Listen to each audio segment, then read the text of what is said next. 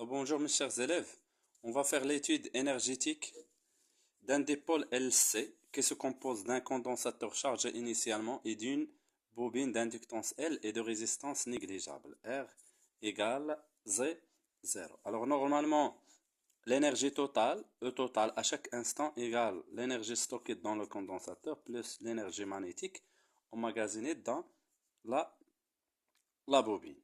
Donc bien sûr, on a déjà vu que EE c'est 1 demi C UC au carré, plus EM qui est 1 demi L fois I au carré. Ou bien EE c'est 1 demi Q carré à la C, ou bien EM 1 demi L UR à la R, le tout au carré.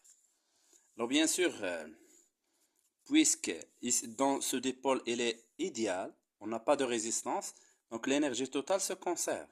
Donc, comme on vient de dire, euh, les E en fonction du temps. Normalement, E total il a la forme suivante. Voilà E total parce qu'il est constant. Et bien sûr, on a deux autres courbes. La courbe suivante, voilà, et l'autre courbe qui est comme ça.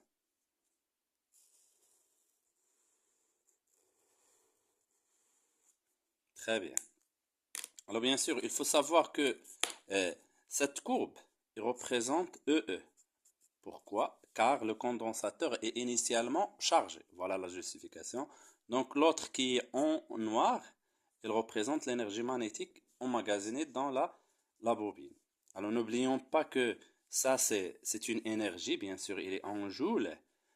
La période ici, c'est la période énergétique. Voilà, c'est comme ça. Ça c'est une période énergétique, TE. Sachant que la relation entre la période propre T0 égale 2 TE.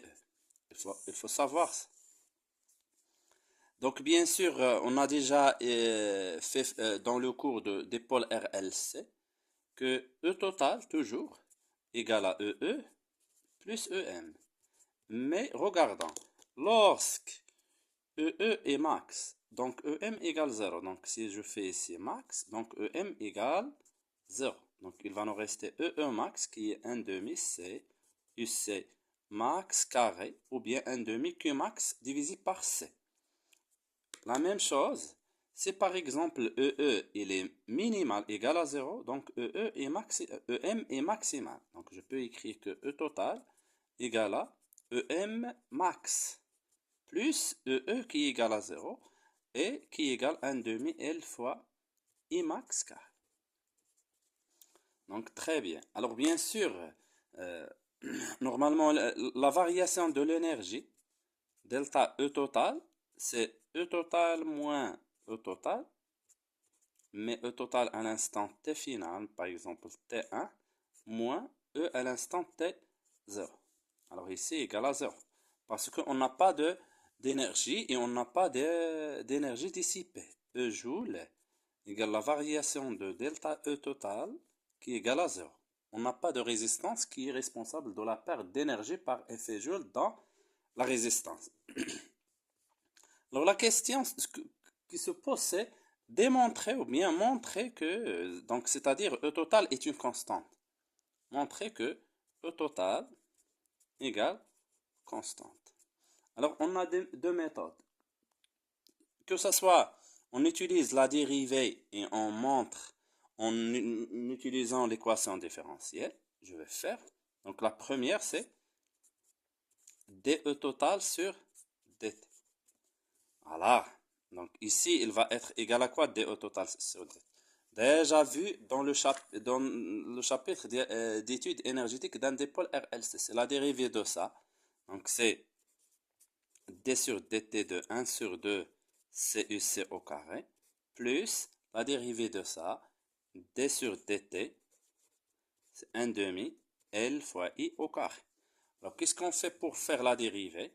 Donc dE total sur dt, elle va être égale à quoi? C'est 1 demi C, c'est une constante et on dérive UC au carré. La dérivée de UC au carré, c'est 2UC fois DUC sur dt plus 1 demi L qui est constante fois la dérivée de I au carré qui est égale à 2 fois I fois DI sur dt. Simplifions par 2 ici et ici. On aura C fois UC fois DUC sur DT plus L.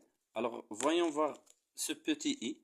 Ce i, c'est C DUC sur DT. Et cette dérivée de i par rapport au temps égale à quoi? Ce DI sur DT, c'est C fois la dérivée seconde de UC par rapport au temps. Alors, qu'est-ce qu'on fait toujours? Alors, on va factoriser par ça. C DUC sur DT, C DUC sur DT. Alors, il nous reste ici UC, et ici, il nous reste L, et C DUC sur DT. C DUC sur DT, bien sûr, la dérivée seconde. Voilà, toujours la dérivée de E total égale à ça. Il faut pas faire que, ou bien savoir qu'il va varier d'un exercice à l'autre. Toujours la dérivée de E total en fonction de UC égale à ça. Et si vous vous rappelez bien, et voilà dE total sur dt. Et on va dire quoi? Et d'après l'équation différentielle et l'équation différentielle, qu'est-ce qu'on a trouvé dans l'équation différentielle? On a trouvé que LC fois la dérivée de UC par rapport au temps au carré plus UC égale 0. Donc, tout ça égale à 0. Donc, on aura quoi? DE total, la dérivée de E total par rapport au temps, elle va être égale à quoi, s'il vous plaît? À la C, ce C fois DUC sur DT, fois quoi? Fois ça qui est égal à 0. Donc, quelque chose fois 0, c'est 0. Donc, la dérivée de quelque chose égale à 0. Donc, E total égale quand constante, on dit que E total se conserve.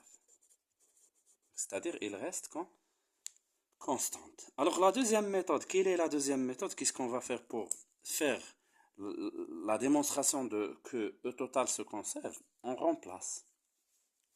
Alors, remplaçons bien sûr par les variables. Donc, E total, c'est EE plus EM. Vous suivez? Donc, et on a déjà écrit, bien sûr, EE, c'est 1 demi C UC au carré, plus 1 demi L fois I au carré.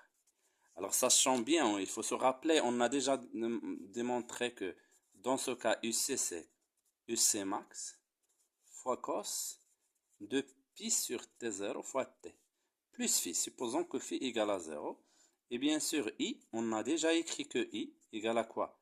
Moins la racine de L sur C fois UC max, est-ce que c'est clair? Fois sinus de pi sur T0 fois T. Voilà. Alors ça, c'est déjà démontré. Hein.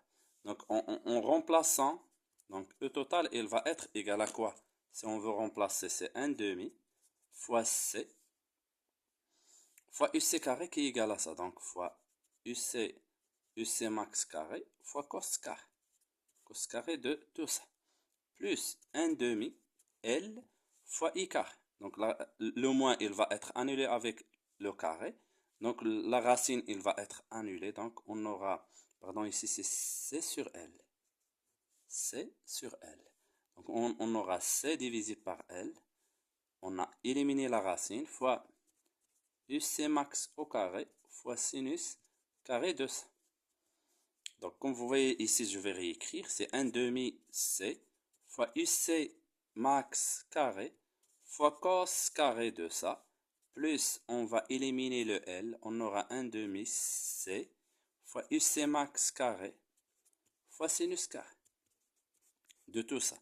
Comme vous voyez ici, on a un facteur en commun qui est égal à 1 demi C UC max carré. Factorisant avec, on aura 1 demi C UC max carré fois sin carré plus cos carré de pi sur T0 fois T, de pi sur T0 fois T. Alors, comme vous voyez mathématiquement, sin carré plus cos carré égale à 1. Donc, le E total égale 1 sur 2, C fois UC max carré. c'est constante et c'est max carré constante, donc c'est une constante, donc E total se conserve. Alors n'hésitez pas à faire ces méthodes, s'il vous plaît. C'est nécessaire. Donc, voilà l'étude énergétique d'un dipôle LC. L'étude énergétique d'un dipôle LC. Donc, à la prochaine vidéo.